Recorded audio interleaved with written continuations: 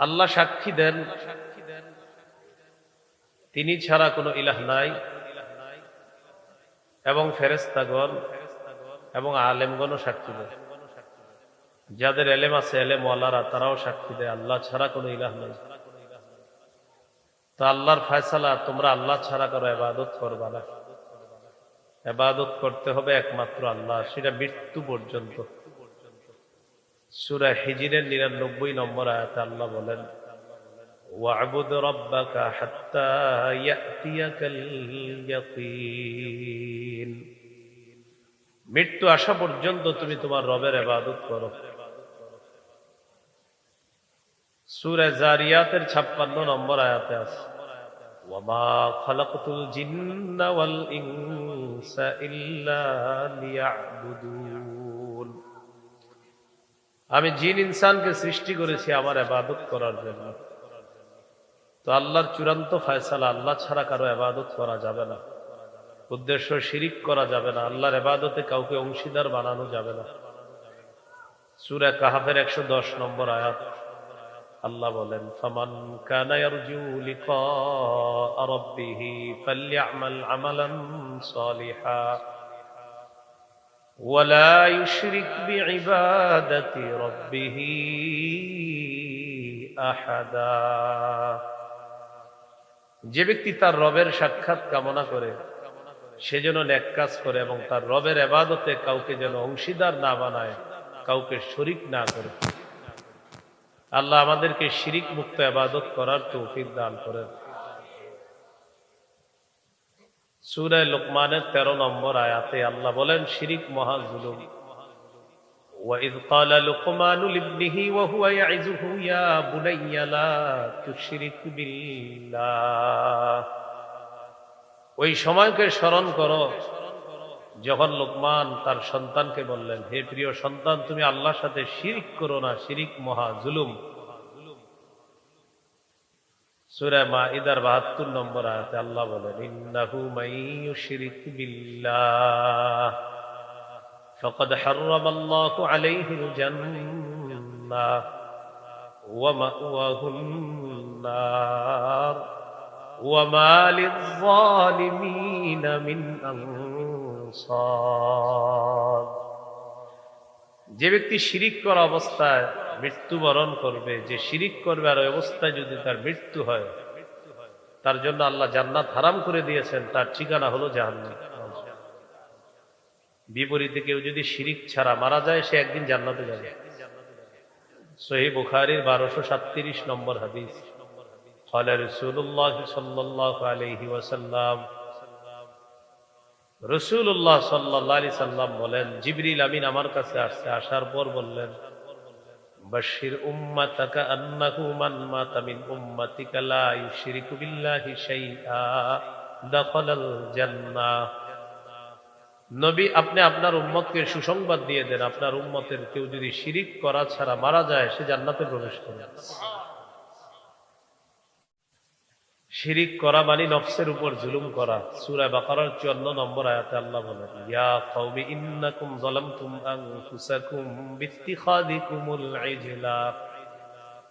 মুসা নবী তার জাতিকে ডেকে বলতেছেন, হে আমার সম্প্রদায়, তোমরা বাছুরকে উপাস্য হিসাবে গ্রহণ করার মাধ্যমে নিজেদের প্রতি জুলুম করলা।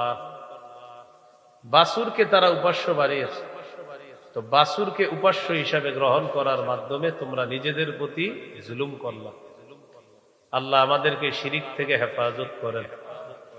সূরা আনআমের ৮২ নম্বর আয়াতে আল্লাহ বলেন, আল্লাযীনা আমানু ওয়া লাম ইয়ালবিসু ঈমানাহুম বিযুলমিন উলাইকা লাহুমুল আমনু ওয়া হুম মুহতাদুন। যারা ঈমান এনেছে, ঈমানকে যারা শিরিকের সাথে সংমিশ্রণ করেনি, আল্লাহ তাদের জন্যই নিরাপত্তার ঘোষণা। আল্লাহ বলেন, উলাইকা লাহুমুল আমনু, তাদের জন্যই নিরাপত্তা, ওয়া হুম মুহতাদুন, তারাই হেদায়েত প্রাপ্ত। লোক দেখানো ইবাদত, এটাও শিরিক। বুলুগুল মারাম হাদিসের কিতাব ৪৪০ নম্বর হাদিস, এই হাদিসের মধ্যে আছে قال رسول الله صلى الله عليه وسلم إن أخوف ما أخاف عليكم الشرك الأصغر الرياء নবীজি বলেন আমি তোমাদের ব্যাপারে সবচেয়ে বেশি ভয় পাই ছোট শিরিকের মধ্যে তোমরা লিপ্ত হয়ে যাবা। ছোট শিরিক হলো আর রিয়া, লোক দেখানো ইবাদত করা। ইয়াকুলুল্লাহু ইয়াউমাল কিয়ামাতি ইযহাবু ইলাল্লাযীনা কুনতুম তুরাউনা ফিদ দুনিয়া ফানজুরু হাল তাজিদুনা ইনদাহুম জাযাআ। লোক দেখানো ইবাদতকারী মানুষগুলোকে কিয়ামতের ময়দানে আল্লাহ তাআলা বলবেন যাও তাদের কাছে যাও যাদের দুনিয়ার মধ্যে তোমরা দেখানোর জন্য ইবাদত করতা, যাদেরকে দেখানোর জন্য দুনিয়াতে ইবাদত করতা তাদের কাছে যাও। যাওয়ার পর দেখো খোঁজ করে তাদের কাছে কোনো প্রতিদান পাও কিনা। আমি আল্লাহ প্রতিদান দিব না, কারণ ইবাদত তো আমার জন্য করো নাই, যাদের জন্য করছো তাদের কাছে গিয়ে প্রতিদান খোঁজো যাও। আল্লাহ আমাদেরকে লোক দেখানো ইবাদত থেকে হেফাজত করো। হাদিসের কিতাব সহিহ ইবনে খুজাইমা 2 নম্বর খণ্ড 140 নম্বর পৃষ্ঠা এই হাদিসের মধ্যে আছে خرج النبي صلى الله عليه وسلم فقال ايها الناس اياكم وشرك السرائر। রাসূলুল্লাহ সাল্লাল্লাহু আলাইহি সাল্লাম বের হলেন, বের হওয়ার পর বললেন হে মানুষ তোমরা গোপন শিরক থেকে বাঁচো। قالوا وما شرك السرائر يا رسول الله। সাহাবীগণ প্রশ্ন করলেন হুজুর গোপন শিরক কাকে বলে আপনার কাছে জানতে চাই। নবীজি বললেন ইয়াকুমুর রাজুলু ফায়ুসাল্লি ফায়ুযায়্যিনু সালাতাহু জাহিদান লিমা ইয়ারা মিন নাযরিন নাসি ইলাইহি। যারা নামাজের মধ্যে দাঁড়ায় নামাজটা সুন্দর করে এই নিয়তে মানুষ যেন তার নামাজ দেখে বলে বাহ বাহ কত সুন্দর নামাজ। মানুষের দৃষ্টি আকর্ষণ করার জন্য যে নামাজ পড়ে মানুষ যেন তার নামাজ দেখে বলে নামাজ অনেক সুন্দর। তো মানুষের বাহবা কামাই করার জন্য যে লোক দেখানো ইবাদত করে নবীজি বলেন ফাযাকা শিরকুস সারাইর, এটাই গোপন শিরিক বলি নাউযুবিল্লাহ। সহিহুত তারগীব 30 নম্বর হাদিস। এই হাদিসে আসছে গোপন শিরিক দাজ্জালের চেয়ে ভয়ঙ্কর, দাজ্জালের চেয়ে ভয়ঙ্কর ফিতনা। সাহাবায়ে কেরাম বলেন খরজ আলাইনা নবী সাল্লাল্লাহু আলাইহি ওয়াসাল্লাম ওয়া নাহনু নাতাযাকারুদ দাজ্জাল। দাজ্জাল সম্পর্কে আমরা আলোচনা করছিলাম, আল্লাহর রাসূল বের হয়ে আসলেন, আসার পর দেখে আমরা দাজ্জাল সম্পর্কে কথা বলতেছি। নবী আমাদেরকে বললেন আলা উখবিরুকুম বিমা হুয়া আখওয়াফু আলাইকুম ইনদি মিনাল মাসীহিদ দাজ্জাল। আমি কি তোমাদেরকে ওই বিষয় সম্পর্কে বলবো না যেটা আমি তোমাদের ব্যাপারে দাজ্জালের চেয়ে বেশি ভয় করি। আচ্ছা আমি কি তোমাদেরকে এমন একটা বিষয় বলবো না যেটা আমি দাজ্জালের চেয়ে বেশি ভয় করি তোমাদের ব্যাপারে। নবীজি বললেন আশিরকুল খাফি, গোপন শিরিক করা, এটা দাজ্জালের চেয়ে বেশি ভয় করি, তোমরা গোপন শিরিকে লিপ্ত হয়ে যাবা বলি নাউযুবিল্লাহ। আল্লাহ আমাদেরকে লোক দেখানো ইবাদত থেকে হেফাজত করেন। তো শিরিক করা যাবে না ইবাদতে। সহিহ বুখারী 6861 নম্বর হাদিস। عن عبد الله بن مسعود رضي الله تعالى عنه قال قال رجل يا رسول الله أي الذنب أكبر عند الله। এক ব্যক্তি আল্লাহর নবীকে প্রশ্ন করলেন আল্লাহর কাছে সবচেয়ে বড় পাপ কোনটি? হুজুর আল্লাহর কাছে সবচেয়ে বড় পাপ কোনটি? فقال رسول الله صلى الله عليه وسلم أن تدعو لله ندا وهو خلقك। আল্লাহ তাআলা তোমাকে সৃষ্টি করেছেন, এই আল্লাহর সাথে কোন সমকক্ষ নির্ধারণ করা এটা সবচেয়ে বড় পাপ। আল্লাহ তোমাকে সৃষ্টি করেছেন, এই আল্লাহর সাথে সমকক্ষ নির্ধারণ করা এটা সবচেয়ে বড় পাপ। قال ثم أي يا رسول الله। হুজুর এরপর সবচেয়ে বড় পাপ কোনটি? فقال رسول الله صلى الله عليه وسلم أن تقتل ولدك مخافة أن يطعم معك। তোমার সন্তান তোমার খাদ্যে অংশগ্রহণ করবে এই ভয়ে সন্তান হত্যা করা। সূরা বনী ইসরাঈলের 31 নম্বর আয়াতে আছে ওয়ালা তাকতুলু আওলাদাকুম খাশিয়াতা ইমলাক। দারিদ্রতার ভয়ে তোমরা তোমাদের সন্তান হত্যা করো না, নাহনু নারযুকুহুম ওয়া ইয়্যাকুম, আমি তাদেরকেও রিজিক দেই, তোমাদেরকেও রিজিক দেই। সূরা আনামের 151 নম্বর আয়াতে আসছে, ওয়ালা তাকতুলু আওলাদাকুম মিন ইমলাক, সেখানে খাশিয়াতা নেই। সূরা বনী ইসরাঈল হলো খাশিয়াতা ইমলাক, আর সূরা আনামে মিন ইমলাক। তোমরা দারিদ্রতার ভয়ে তোমাদের সন্তান হত্যা করো না, নাহনু নারযুকুকুম ওয়া ইয়্যাহুম। সূরা বনী ইসরাঈল আছে নাহনু নারযুকুহুম ওয়া ইয়্যাকুম। সূরা আনামে আছে নাহনু নারযুকুকুম ওয়া ইয়্যাহুম, তোমাদেরকেও রিজিক দেই, তাদেরকেও রিজিক দেই। আর বনী ইসরাঈলে যেটা এটার অনুবাদ, তাদেরকেও রিজিক দেই, তোমাদেরকেও রিজিক। তো দারিদ্রতার ভয়ে সন্তান হত্যা করা এটা সবচেয়ে বড় পাপের একটা। এক সন্তান হওয়ার পর 6 বছর আর সন্তান কেন হচ্ছে না বলেন? কে খাওয়াবে? যদি উত্তর হয় এটা, তাহলে আপনি বড় পাপ করছেন। ক্বালা সুম্মা আইয়ুন ইয়া রাসূলুল্লাহ, হুজুর এরপর সবচেয়ে বড় পাপ কোনটি আপনার কাছে জানতে চাই। নবী বললেন, আন তুজানি বিহালিলাতি জারিকা, তুমি তোমার প্রতিবেশীর স্ত্রীর সাথে ব্যভিচারে লিপ্ত হয়ে যাওয়া এরপর সবচেয়ে বড় পাপ। নাউযুবিল্লাহ। তাহলে এই 3টি বড় পাপের কথা হাদিসে আসছে। এই হাদিসের মধ্যে এর মধ্যে 1 নাম্বার শিরিক করা। আল্লাহ আমাদেরকে শিরিক মুক্ত কথা কর্ম করার তৌফিক দান করেন। এটা হলো সূরা বনী ইসরাঈলের 23 নম্বর আয়াতের চূড়ান্ত 2টি ফয়সালার প্রথম চূড়ান্ত ফয়সালা, আল্লাহ ছাড়া কারো ইবাদত করা যাবে না। 2 নম্বর চূড়ান্ত ফয়সালা, ওয়া বিল ওয়ালিদাইনি ইহসানা,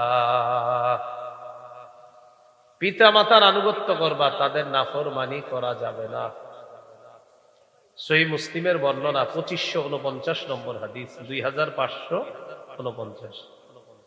জাআ রাজুলুন ইলা নবিয়্যিল্লাহি সাল্লাল্লাহু আলাইহি ওয়াসাল্লাম, এক ব্যক্তি রাসূলুল্লাহ সাল্লাল্লাহু আলাইহি সাল্লামের কাছে আসলেন। আসার পর আল্লাহ রাসূলকে বললেন, ইয়া রাসূলুল্লাহ উবাইউকা আলাল হিজরাতি ওয়াল জিহাদি আবতাগিল আজরা মিনাল্লাহ, আল্লাহর কাছ থেকে প্রতিদান পাওয়ার আশায় আমি আপনার কাছে হিজরতের এবং জিহাদের উপর বায়াত গ্রহণ করব, উদ্দেশ্য আল্লাহর কাছ থেকে প্রতিদান পাব। ফাকালা রাসূলুল্লাহ সাল্লাল্লাহু আলাইহি ওয়াসাল্লাম, হাল মিন ওয়ালিদাইকা আহাদুন হাইয়ুন, তোমার মা বাবা 2 জনের কেউ জীবিত আছে কিনা? সাহাবী জবাব দিলেন, বাল কিলাহুমা, হুজুর 2 জনই জীবিত আছে। ফাকালা রাসূলুল্লাহ সাল্লাল্লাহু আলাইহি ওয়াসাল্লাম, ফাহাল তাবতাগিল আজরা মিনাল্লাহ, তুমি কি আসলে আল্লাহর কাছ থেকে পরিপূর্ণ প্রতিদান পেতে চাও? যদি আল্লাহর কাছ থেকে পরিপূর্ণ প্রতিদান পেতে চাও, ইরজি ইলা ওয়ালিদাইকা ফাআহসিন সুহবাতাহুমা, তোমার মা বাবার কাছে ফিরে যাও, তাদের সাথে উত্তম আচরণ করো, আল্লাহর কাছ থেকে পরিপূর্ণ প্রতিদান পেয়ে যাইবা। সহিহ বুখারীর বর্ণনা 3004 নম্বর হাদিস। জাআ রাজুলুন ইলা রাসূলিল্লাহি সাল্লাল্লাহু আলাইহি ওয়াসাল্লাম, এক ব্যক্তি রাসূলুল্লাহ সাল্লাল্লাহু আলাইহি সাল্লামের কাছে আসে। আসার পর ফাস্তাযানাহু ফিল জিহাদ, জিহাদের অনুমতি চাইলেন। ফাকালা রাসূলুল্লাহ সাল্লাল্লাহু আলাইহি ওয়াসাল্লাম, আহাইয়ুন ওয়ালিদাক, আচ্ছা তোমার মা বাবা জীবিত আছে? সাহাবী জবাব দিলেন, জি হুজুর। নবীজি বললেন, ফাফিহিমা ফাজাহিদ, মা বাবার সেবা করার মাধ্যমে জিহাদ করো, তুমি তাদের সেবা করো, তুমি এই সেবার মাধ্যমে জিহাদের সওয়াব পাবে। মুসনাদে আহমদ হাদিসের কিতাব 15538 নম্বর হাদিস। নবীজির একজন সাহাবী নাম জাহিমা, কি নাম বলেন? জাহিমা রাদিয়াল্লাহু তাআলা আনহু। আন্না জাহিমাতা রাদিয়াল্লাহু তাআলা আন আতা রাসূলুল্লাহ সাল্লাল্লাহু আলাইহি ওয়াসাল্লাম فقال اردت ان اغزو يا رسول الله وقد جئتك استشيرك, নবীজির কাছে এই সাহাবী আসলেন। আসার পর বললেন, ইয়া রাসূলুল্লাহ, আমি জিহাদের নিয়ত করেছি, আপনার কাছে আসলাম পরামর্শ করার জন্য। নবীজি বললেন, ফাহাল্লাকা মিন উম্মিন, তোমার আম্মা আছে কিনা? জি হুজুর, আম্মা আছে। ফাকালা রাসূলুল্লাহ সাল্লাল্লাহু আলাইহি ওয়াসাল্লাম, ইলজামহা ফাইন্নাল জান্নাতা তাহতা রিজলাইহা, মায়ের সেবা করা আবশ্যক করে নাও, মায়ের দুই পায়ের নিচে আল্লাহর জান্নাত। মার সেবা করো, সেখানেই তোমার জান্নাত। এই জন্য পিতা মাতার শুকরিয়া আদায় করা সারা জীবন, আল্লাহর শুকরিয়া আদায় করার পাশাপাশি মা বাবার প্রতি কৃতজ্ঞ থাকা। সূরা লোকমানের 14 নম্বর আয়াতে আছে, ওয়াসাইনাল ইনসানা বিওয়ালিদাইহি,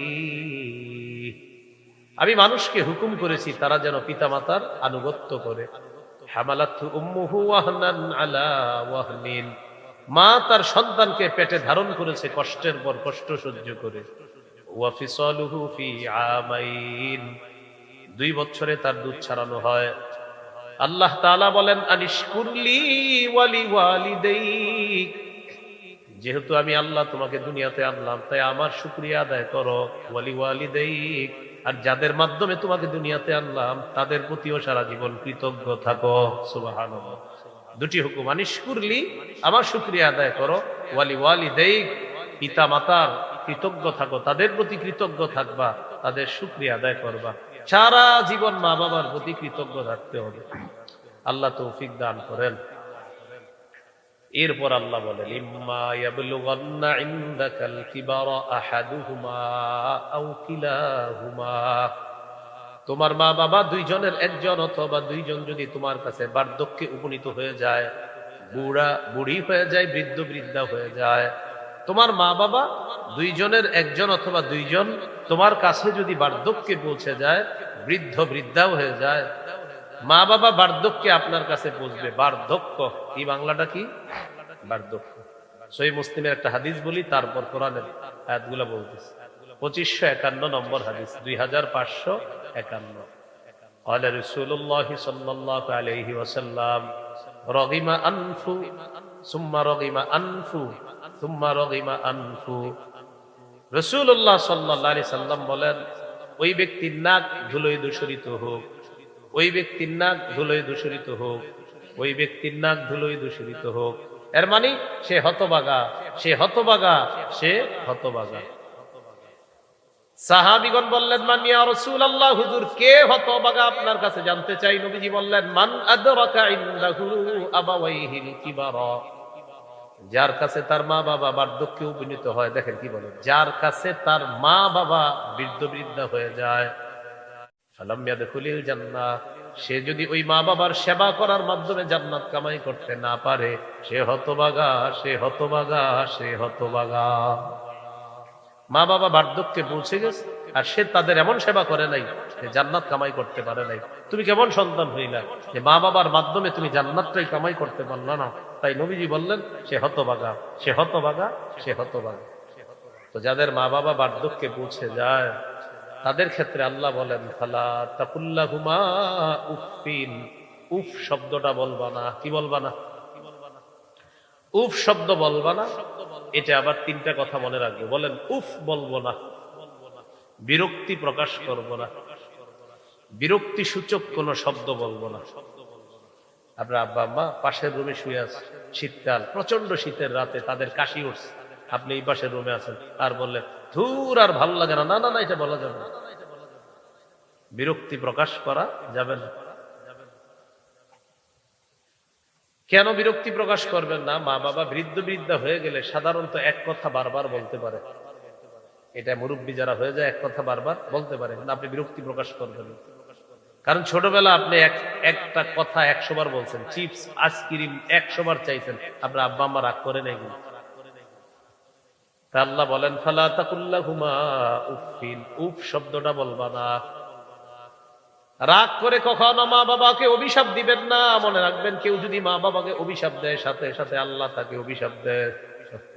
বলেন মা বাবাকে যে অভিশাপ দেয় তাকে কি অভিশাপ দেয়? সহিহ মুসলিমের হাদিস, 1978 নম্বর হাদিস, আমাদের মাদ্রাসার পাঠ্যপুস্তক অনুসারে আর আপনাদের পকেটের ওস্তাদ অনুযায়ী 5018 নম্বর হাদিস। এই হাদিসের মধ্যে আছে পকেটের ওস্তাদ মানে মোবাইল আর কি, হ্যাঁ ওইটাতে আবার হাদিস পড়ে অনেকে, যদিও এটা আন্তর্জাতিক ভাবে মিলবে না আপনাদের পকেটে যেটা, আর মাদ্রাসার যেটা 1978 এটা সারা ওয়ার্ল্ডে মিলে যাবে। আপনাদেরটা শুধু আপনার পকেটেই মিলবে, আর কোথাও মিলবে না। এরপরে বোনাস হিসাবে বইলা দিলাম। মিলাই নিয়ে। হ্যাঁ, এটা বলা জরুরি ছিল না, অনেকে চিপা চুপাই গিয়ে মিলাই আবার, এই জন্য বললাম। তো এই হাদিসের মধ্যে আছে قال رسول الله صلى الله عليه وسلم لعن الله من لعن والديه। ওই ব্যক্তিকে আল্লাহ অভিশাপ দেয় যে ব্যক্তি তার মা বাবাকে অভিশাপ দেয়। তাহলে এক অংশ আমি বলি, আরেক অংশ আপনারা বলেন তো, যে মা বাবাকে অভিশাপ দেয় তাকে, যে মা বাবাকে অভিশাপ দেয় তাকে। এই হাদিসে আরো কয়েকটা আছে, ওয়ালা আনাল্লাহ মান যাবাহা লিগাইরিল্লাহ, যে ব্যক্তি আল্লাহ ছাড়া অন্যের নামে পশু জবাই করে তার উপর আল্লাহর অভিশাপ।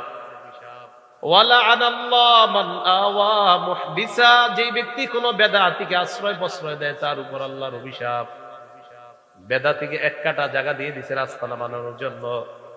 বেদাতীকে বললেন আপনি এই জায়গায় একটা আস্তানা বানান, আমরা দুইজনে মিলে বেদাত সাপ্লাই করবো, আর আপনি মইরা গেলে তো হয়েছেই কাম, আপনার একটা মাজার বানানো। বানানোর পরের পর যেমন চাই করবো ইচ্ছা মতো, কি নাম দিবি, একটা দিমু, শেষে শুধু শাহ লাগাইলেই হবে। তো এরকম আপনি বলছিলেন, এক কাটা জায়গা দিয়ে দিচ্ছেন বেদাতগিরি করার জন্য। অনেক আল্লাহর ওলি আছে মাশাআল্লাহ, তাদের কবর আছে, ঠিক আছে, এখন আবার যেই সেই আপনার হয়ে যাচ্ছে, এক ওয়াক্ত নামাজও পড়ে না, এই ব্যক্তিরও আপনি খবর দিলেন, বাস তার কবরকে কেন্দ্র করে আপনি শুরু করলেন ঝামেলা, ঠিক না? ওয়ালা আনাল্লাহ মান আওয়া মুহদিসা, যে ব্যক্তি কোনো বেদাতীকে আশ্রয় দেয় তার উপর আল্লাহর অভিশাপ। ওয়ালা আনাল্লাহ মান গায়্যারা মানারাল আরদি, যে ব্যক্তি জমিনের নিশানা পরিবর্তন করে দেয় তার উপর আল্লাহর অভিশাপ। কি পরিবর্তন করে? জমিনের নিশানা। এই যে খুঁটি ছিল এই জায়গায়, এতটুকু আপনার জায়গা, এখন খুঁটি এখানে চলে গেছে। ঘটনা কি ভাই? আপনার জায়গা তো এতটুকু, হ্যাঁ এটা মালিকানা, এটা পাওয়ার। দেখি পাওয়ার কতদিন? যতদিন পাওয়ার আছে কাবার, পাওয়ার নাই আবার এখানে এসে। এই যে জমিনের নিশানা পরিবর্তন করছে, জানায়া দিবেন আল্লাহর অভিশাপ চলতে থাকবে। কি চলতে থাকবে? এর মধ্যে প্রথমটা হলো যে মা বাবাকে অভিশাপ দেয়, তাকে কে অভিশাপ দেয়? আল্লাহ। ফালা তাকুল্লাহুমা উফিন, মা বাবাকে উফ শব্দটাও বলবা না। ওয়ালা তানহারহুমা, মা বাবাকে ধমক দিবা না। ওয়া কুল্লাহুমা কাওলান কারীমা, তাদের সাথে নম্র কথা বলবা, ভদ্র কথা বলবা, বিনয়ের সাথে কথা বলবা, সম্মান সূচক কথা বলবা। এক কথা যদি মা বাবা বারবার বলে তারপরে বলবেন জি আব্বা ঠিক আছে, জি আম্মা ঠিক আছে। আসলে অনেকগুলা কথা ঠিক নাই, তাও বলবেন ঠিক আছে। অনেকগুলা কথা এমন হইতে পারে যে সঠিক না, মুরব্বী হয়ে গেছে তো একটু আপনার অসংলগ্ন কথা হয়ে যেতে পারে, বলবেন জি আব্বা, হাসি মুখে বলবেন ঠিক আছে, ঠিক আছে। তাহলে এক নাম্বার উফ বলবা না, দুই নাম্বার ধমক দিবা না, তিন নাম্বার তাদের সাথে সম্মান সূচক কথা বলবা, চার নাম্বার ওয়াকফিদ লাহুমা জানাহাদ যুল্লি মিনার রাহমা, তাদের সামনে নম্র আচরণের মাধ্যমে বিনয়ী হবা, দয়ার ডানা বিছিয়ে দিবা। পাঁচ নাম্বার গুরুত্বপূর্ণ কথা, ওয়াকুর রব্বিরহামহুমা কামা রাব্বায়ানি সগীরা, আর তুমি বলবা হে আমার রব, আমার মা বাবা শৈশবে যেমন আমাকে লালন পালন করেছে, এইভাবে আপনি আমার মা বাবার প্রতি দয়া করেন, মায়া করেন। এই দোয়াটা করা, জীবনে যতগুলা দোয়া করবেন আপনার আব্বা আম্মার জন্য, এই দোয়া করাটা কখনো মিস করবেন না, বলেন ইনশাআল্লাহ। আবু দাউদের হাদিস 2880 নম্বর হাদিস, 2880 নম্বর হাদিস। قال رسول الله صلى الله عليه وسلم إذا مات الإنسان انقطع عنه عمله إلا من ثلاثة, নবীজি বলেন মানুষ যখন মারা যায় তার আমলের সুযোগ বন্ধ হয়ে যায়, ইল্লা মিন সালাসা, তিনটা জিনিস বাকি থাকে। এক নাম্বার ইল্লা মিন সাদাকাতিন জারিয়া, সদকায়ে জারিয়া বাকি থাকে। কোন মাদ্রাসায় একটা ফ্যানের ব্যবস্থা করে দিলেন, ছাত্ররা পড়াশোনা করবে, এই যে ফ্যানের বাতাসের নিচে পড়াশোনা করতেছে, কবরে সওয়াব পাবেন। মুসাফিরের জন্য একটা কল স্থাপন করলেন আপনি, মুসাফিররা যায় যাওয়ার সময় পানি পান করে, সওয়াব কবরে পাবেন। এরকম অনেক সুন্দর সুন্দর কাজ আছে যেগুলা দুনিয়াতে আপনার চলমান চলতে থাকবে। মানুষ ইবাদত করবে, তাদের ইবাদত করার কারণে আল্লাহ তাআলা আপনার কবরের মধ্যেও পুণ্য পৌঁছায়া দিবেন। দুই নাম্বার, আও ইলমিন ইউনতাফাউ বিহি, এমন ইলম যে ইলমের মাধ্যমে উপকৃত হওয়া যায়, উপকারী ইলম দুনিয়ার মধ্যে রেখে যাওয়া। শাইখুল হাদিস আল্লামা আজিজুল হক রাহমাতুল্লাহি আলাইহি, হুজুরের শুধু হাজার হাজার ছাত্র আছে সারা শাইখুল হাদিস, মানে হুজুরের হাজার হাজার ছাত্র আছে যারা কি শাইখুল হাদিস, যারা জীবিত আছে হাজার হাজার শাইখুল হাদিস ছাত্র। আবার অনেক শাইখুল হাদিস তো মারা গেছে, হুজুরের ছাত্র শাইখুল হাদিস যারা মারা গেছে। আবার মুফতি মুহাদ্দিস তো অভাব নেই হুজুরের ছাত্র। এই যে তারা এলেম বন্টন করতেছে, এলেমের সওয়াব আল্লাহ তাআলা হযরতের কবরে পৌঁছায় দিচ্ছে। আও ইলমিন ইউনতাফাউ, শাইখুল হাদিস আল্লামা আজিজুল হক রাহমাতুল্লাহ চিনছেন তো? হ্যাঁ, শাইখুল হাদিস মাওলানা মুহাম্মদ মামুনুল হক দামাত বরকাতুহুমের আব্বা শাইখুল হাদিস আল্লামা আজিজুল হক রাহমাতুল্লাহ। উপকারী ইলম। তিন নাম্বার, আওয়ালাদিন সলিহিন ইয়াদউলা, এমন একজন নেককার সন্তান রেখে যাওয়া যেই সন্তান তার মা বাবার জন্য দোয়া করবে, রব্বির হামহুমা কামা রাব্বায়ানি সগীরা। নেককার সন্তান দোয়া করবে। সূরা লাহাবের 2 নম্বর আয়াতে কি আছে? মা আগনা আনহু মালুহু ওয়া মা কাসাব। আবু লাহাবের সম্পদ, আবু লাহাবের সন্তান কোনো কাজে আসে নাই। বদর যুদ্ধের 7 দিন পর কাফেররা শোচনীয় পরাজয় বরণ করলো। বদর যুদ্ধে কাফেররা শোচনীয় পরাজয় বরণ করার 7 দিন পর আবু লাহাবের গলার মধ্যে গুটি বসন্তের রোগ হয়। এই বসন্তের রোগে আবু লাহাবের মৃত্যু হয়ে যায়। আবু লাহাবের সন্তানরা বাবার মৃত্যুর পর সবাই পালায়া যায়। এই বসন্ত রোগের রোগীর শরীরে যদি হাত দেই, রোগ আমাদের শরীরেও আসতে পারে, ভয়ে পালায় গেছে। বাবার লাশে হাত দেয় না। 3 দিন লাশ পুরা রয়েছে, পুইচা গন্ধ বের হইতেছে। মানুষ খবর দিছে, তাড়াতাড়ি কি করবা করো, কারণ কেউ যায় না এটার কাছে। তাদের অন্ধবিশ্বাস ছিল যে বসন্তের রোগীর শরীরে হাত দিলে এই রোগ তার শরীরেও ছড়ায় পড়তে পারে।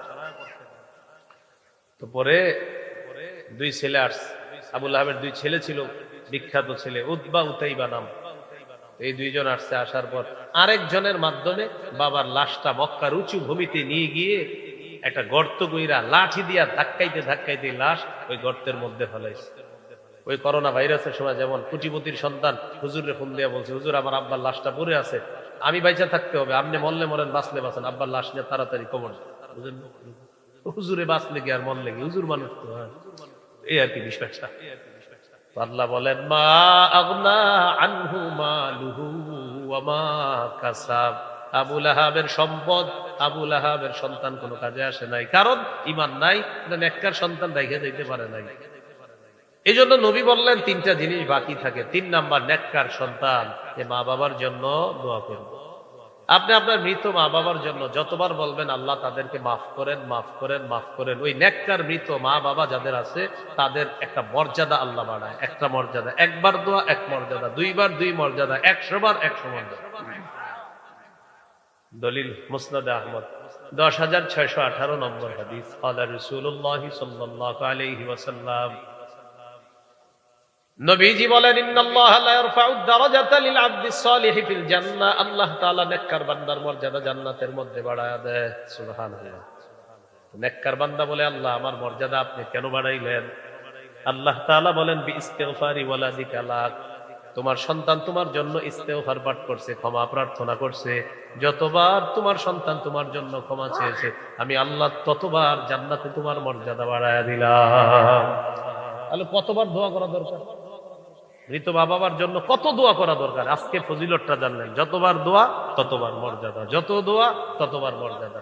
আল্লাহ আমাদেরকে এই মৃত বাবার জন্য বেশি বেশি দোয়া করার তৌফিক দান করেন। মৃত মা বাবার পক্ষ থেকে সদকা করবেন। সদকা 10 টাকা সামর্থ্য আছে সদকা করার আপনার, 5 টাকা আমি আমার পক্ষ থেকে আল্লাহ দান করলাম, 5 টাকা আমার মৃত মা বাবার পক্ষ থেকে সদকা করলাম, দান করলাম, যেটাই করেন।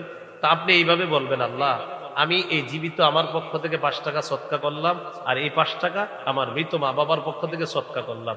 কবুল হবে কিনা? নবীজি বলেছেন, হ্যাঁ, এটাও কবুল হবে না।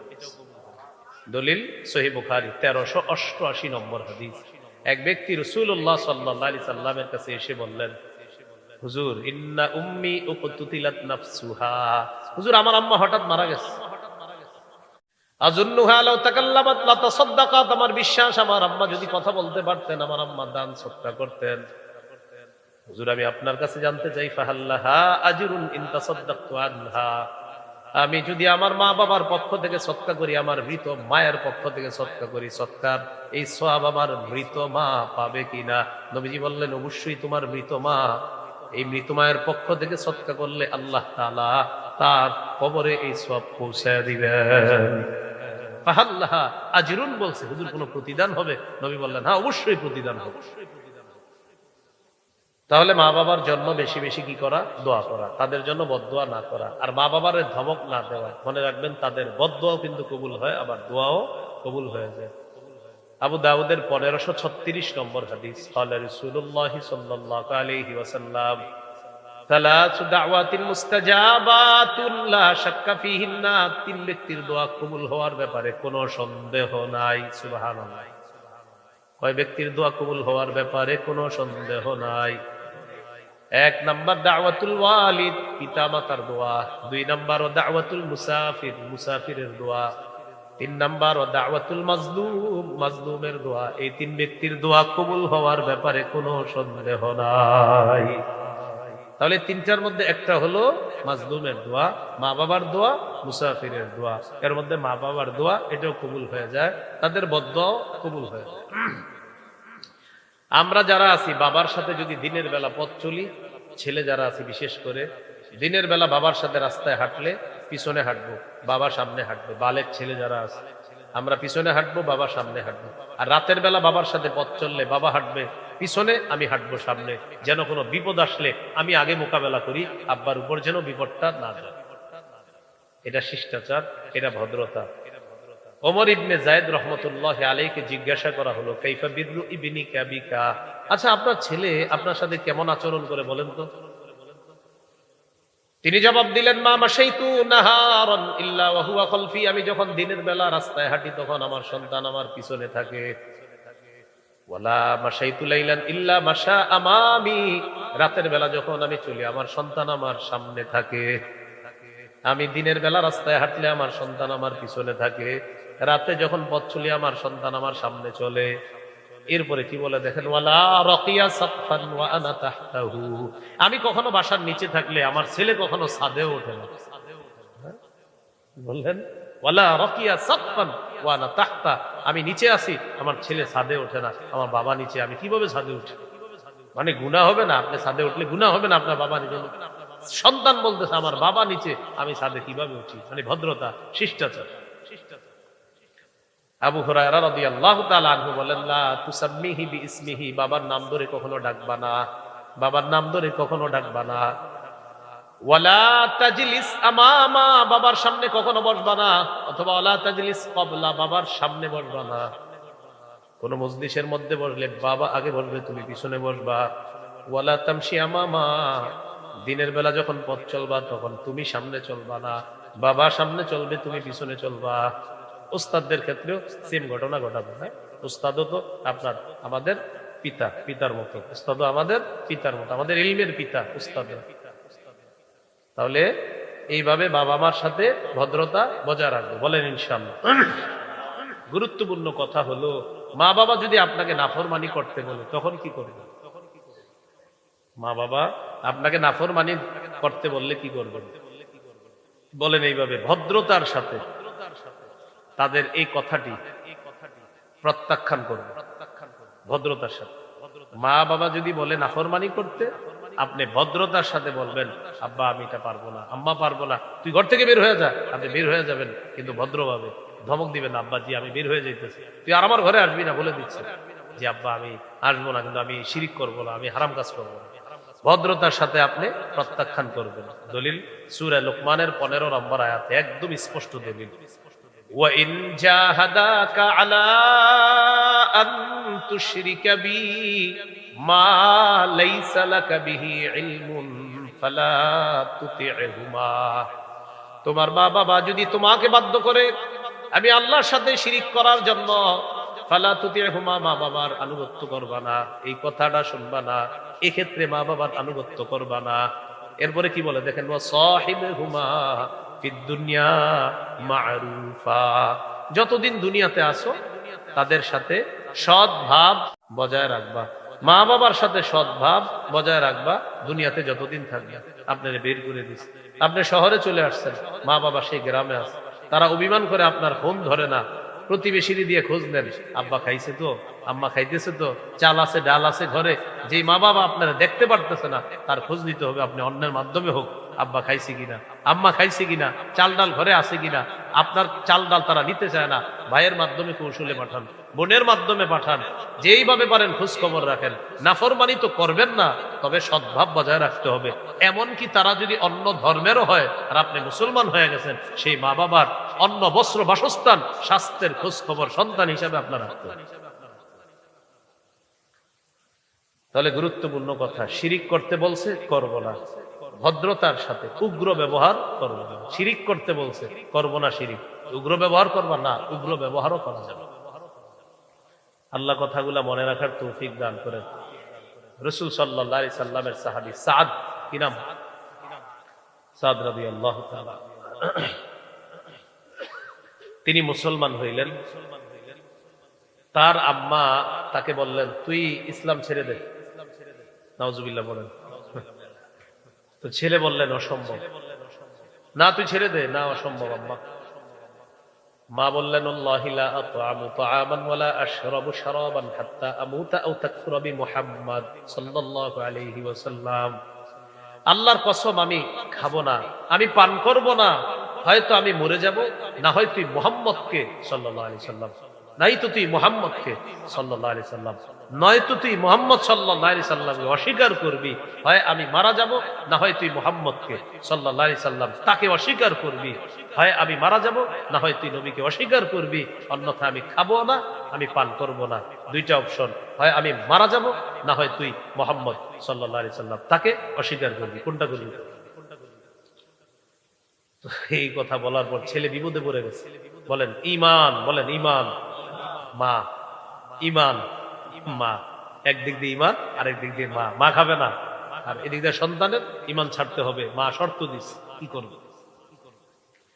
আল্লাহ তাআলা সূরা আনকাবুতের ৮ নম্বর আয়াত নাজিল করে সাদ রাদিয়াল্লাহু তাআলা আনহুকে প্রশ্নের সমাধান দিয়ে দিয়েছে। সুবহানাল্লাহ। আল্লাহ বলেন, ওয়া ইন জাহাদাকা লিতুশরিকা বি মা লাইসা লাকা বিহি ইলমুন ফালা তুতি'হুমা। তোমার মা বাবা যদি তোমাকে বাধ্য করে আমি আল্লাহর সাথে শিরিক করার জন্য, মা বাবার এই কথাটা তুমি মানবা না। সাদ রাদিয়াল্লাহু তাআলা আন তার মাকে জানায়া দিলেন, আম্মা 100 বার যদি আপনি জীবন পান, আবার যদি মৃত্যুবরণ করেন, আপনার যদি 100 বারও জান ফিরে পান, আবার আপনি মৃত্যুবরণ করেন, আবার জীবন ফিরে পান, আবার মৃত্যুবরণ করেন, কয়বার? আপনি বাঁচতে পারেন, আবার মরতে পারেন। আম্মা আমি ভদ্রতার সাথে বলতেছি, আমি মুহাম্মদ সাল্লাল্লাহু আলাইহি ওয়াসাল্লামকে অস্বীকার করতে পারবো না। আম্মা এটা আমার পক্ষে সম্ভব না। তাহলে কি শিখলাম? মা বাবা নাফরমানির কথা বললে উগ্রতার সাথে তাদের কথাটা প্রত্যাখ্যান করতে হবে, উগ্রতার সাথে, নাহলে ভদ্রতার সাথে। আল্লাহ মনে রাখার তৌফিক দান করেন। মা বাবা বিধর্মী হলে তাদের জন্য হেদায়েতের দোয়া করা। বলেন, কি দোয়া করা? যেন আল্লাহ কি দিয়ে দেয়? হেদায়েত দিয়ে দেয়। সহিহ মুসলিম 2491 নম্বর হাদিস। একটু কমায় দেন, হালকা একটু কমায় দেন, হালকা। এই হাদিসের মধ্যে আসছে আবু হুরায়রা রাদিয়াল্লাহু তাআলা তার আম্মা মুশরিকা, প্রতিদিন আম্মাকে দাওয়াত দেয়, আম্মা শুধু প্রত্যাখ্যান করে দাওয়াত। তো আবু হুরায়রা রাদিয়াল্লাহু তাআলা আনহু বলেন, কুনতু আদউ উম্মি ইলাল ইসলাম ফাতাবা আলাইয়া। আমি আম্মাকে ইসলামের দাওয়াত দেই, এমন অবস্থা ওয়াহিয়া মুশরিকা, আম্মা হলেন মুশরিকা, মানে মুসলিমা না। ফাতাবা আলাইয়া, আম্মা শুধু অস্বীকার করে, এই সত্যি আমার দাওয়াতের কথা বলবি না, খালি প্রত্যাখ্যান করে। ফাদাউতুহা ইয়াওমান, একদিন দাওয়াত দিলাম। ফাসমাতনি ফি রাসূলিল্লাহি সাল্লাল্লাহু আলাইহি ওয়াসাল্লাম মা আকরাহু। নবীজির শানে এমন কিছু কথা শোনায়া দিছে যা আমার পছন্দ হয় না, আমি অনেক কষ্ট পাইলাম। আল্লাহ নবীর শানে কিছু শোনায়া দিছে, নবীর শানে শোনায়া দিছে উল্টা পাল্টা। এখানে একটা গুরুত্বপূর্ণ কথা, বলেন আল্লাহ, রাসূল, জিহাদ, এই তিনটার প্রতি, এই তিন জিনিসের প্রতি সবচেয়ে বেশি ভালোবাসা থাকতে হবে।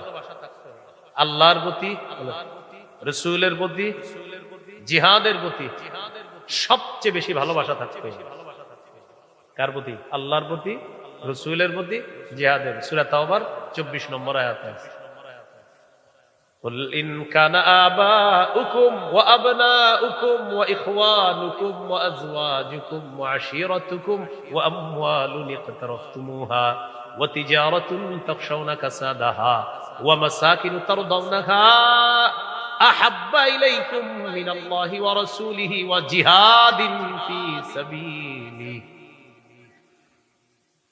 এই জায়গায় 8টা কথা বলছে।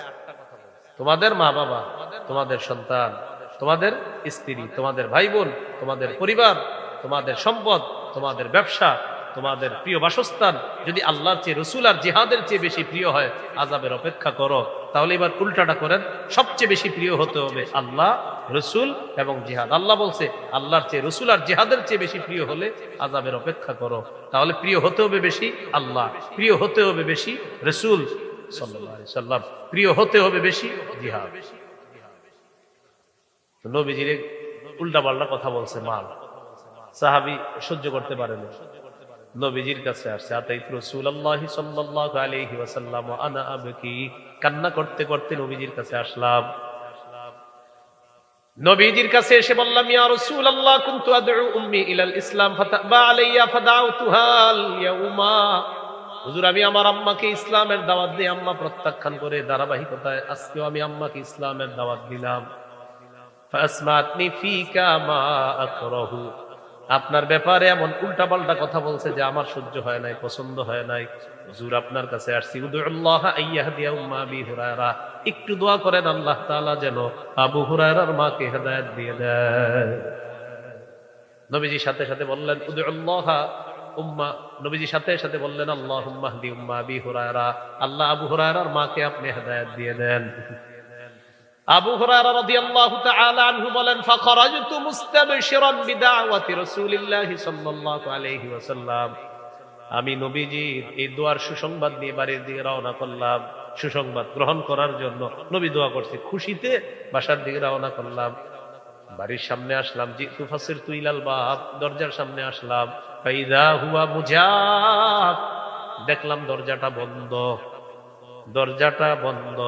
সামিয়াত উম্মি খাশফা কদামাইয়া, আম্মা আমার দুই পায়ের আওয়াজ শুনছে ভিতর থেকে।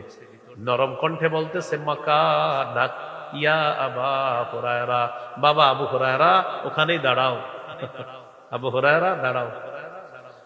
আবু হুরায়রা রাদিয়াল্লাহু তাআলা আনহু বলেন, সামিআতু খাদখাদাতাল মা, পানির কলকল আওয়াজ শুনলাম। ভালো করে লক্ষ্য করে বুঝতে পারলাম, ইগতাসালাত, আম্মা গোসল করলেন, ওয়ালা বিসাদদিরাহা, চাদর পরিধান করলেন, আজিলাত আন ফিমারিহা, ওড়নাটা মাথায় দিতে দিতে তাড়াতাড়ি চুল মুছতে মুছতে ফাতাহাতিল বাব, দরজাটা খুললেন। খোলার পর বললেন, আশহাদু আল্লাহ ইলাহা ইল্লাল্লাহু ওয়া আশহাদু আন্না মুহাম্মাদান আবদুহু ওয়া রাসূলুহু, আমি কালিমা পড়লাম আবু হুরায়রা, এই মুহূর্তে আমি মুসলমান হয়ে গেছি। দৌড় দিছে আবার নবীজির কাছে, ঘরে ঢুকে না। কে? সাহাবী আবু হুরায়রা। আবু হুরায়রা রাদিয়াল্লাহু তাআলা আনহু বলেন, নবীজির কাছে আসলাম, ওয়া আনা আবকি মিনাল ফারহি, খুশিতে আমি কান্না করতেছি, খুশিতে কান্না করতেছি।